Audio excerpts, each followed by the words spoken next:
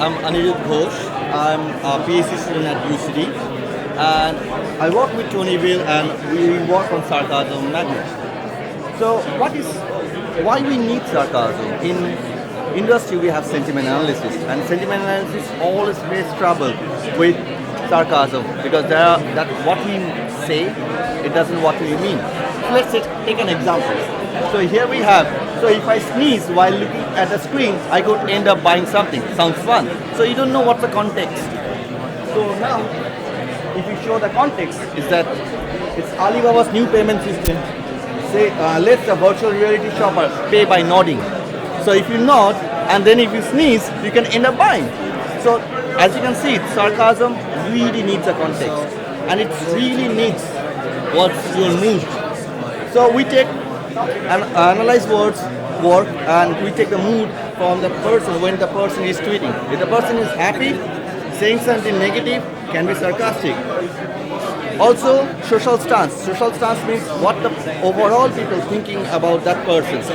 So if you are talking about Donald Trump and you say, "Oh, you respect women," after all of these things happen with him, you can be sarcastic.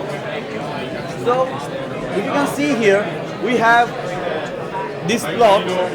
When people are tweeting about that person, we know what's the mood of that person, and we take that, we infuse that in the model, and we know that people are not worried about Justin Bieber, but they are really worried about Sam Sanders, Reuters, NY Times, AP, all of these.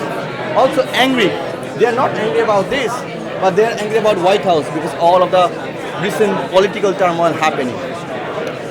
And the last one, we also try to create, because there's a problem in research when it's a pragmatic issue like sarcasm. Who comes first, hen or the egg? Like, you have your model first or you have your data first? So to resolve that, we try to find out a method which you collect the data automatically. So we took our system, we tweeted back to that person, and then asked that person reply me back. So when they reply me back, so I know that person was sarcastic, because sarcasm is very much subjective. Like, what is sarcastic for me may not be sarcastic for you. So we need author annotated data. So we also collect that data, and the system is autonomous. It runs 5 days, goes back to sleep on the weekend, takes all the data, train itself, and comes back alive on the Monday again. So here you have one thing, you can see that Hillary Clinton's email had been deleted and all of this. So deleted and Hillary Clinton can be really sarcastic right now. So it's a current news. So the bot is actually picking up the current news. So at the last word, I would say that this bot can actually do one thing. Later on, we're gonna include more things like sentiment analysis, improved sentiment analysis. Now it's doing only sarcasm detection. Later on, we can predict, actually, in 2 weeks we have US election. I want to see what my bot says, the mood towards Hillary Clinton and towards Donald Trump.